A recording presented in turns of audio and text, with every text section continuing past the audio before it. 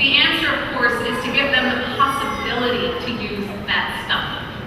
Every one of us is graduating today. We are in the business of creating possibility, of widening experience and the mindsets of others so they might have the opportunity to widen their options. But though we may endow possibility, it is not necessarily probability. This will be our challenge for years to come, to not only create the possibility of a better future for our clients and students, but to make it probable. And this is something that we will all struggle with as we find ourselves having to settle for potential when what we truly long for is certainty and indisputable success. But I would say that failure to act is still an action.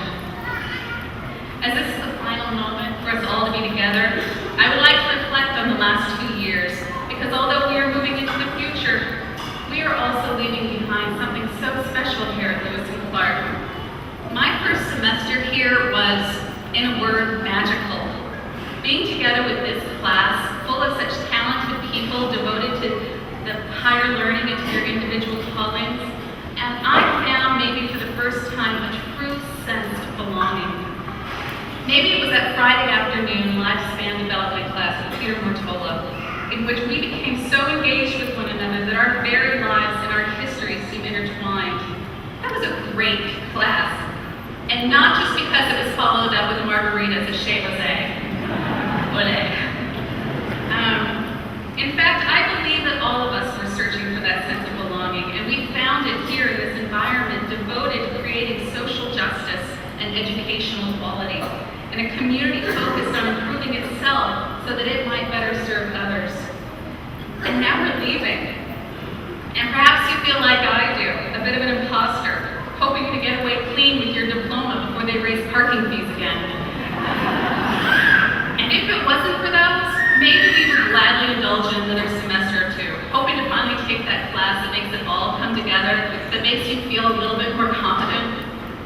But there's always going to be more to learn, because no matter how many years into this journey you get, there's always going to be some situation that makes you feel like you're still learning the ropes. But isn't that part of the thrill? Isn't that part of the challenge? Isn't that a huge part of a lifelong education? The pleasure in finding things out? Admittedly, we are imperfect messengers. We have only just begun our education. I don't think a single one of us feels finished today. We're simply at the next step, the next stage. But as William Stafford wrote, what can anyone give you greater than right now, starting here, right in this room, when you turn around? Looking back at it all, is there a greater moment than right now? We stand upon the shoulders of giants and walk in the footsteps of leaders. In this moment, we balance on the precipice of our future, following the scores of counselors and educators who came before us, and we add to their number, increasing and building momentum of a community of people who wake up each morning with the purpose of helping at least one other person make a better day for themselves, helping at least one other person lighten their load, or make a better choice, or create a better future. We are people with a purpose. The greatest thing that you have brought to your education and that you will bring to your future is yourself, your own unique experience and perspective of the world, your capacity for giving. I believe our graduate programs have changed us, not just through greater accumulated knowledge, but through our interactions with the world, our greater understanding of the challenges that face our community and the strengths we bring to bear. But what is our role in the community? We are steeped in the tragic imperfections and inequalities of the American educational and mental health systems.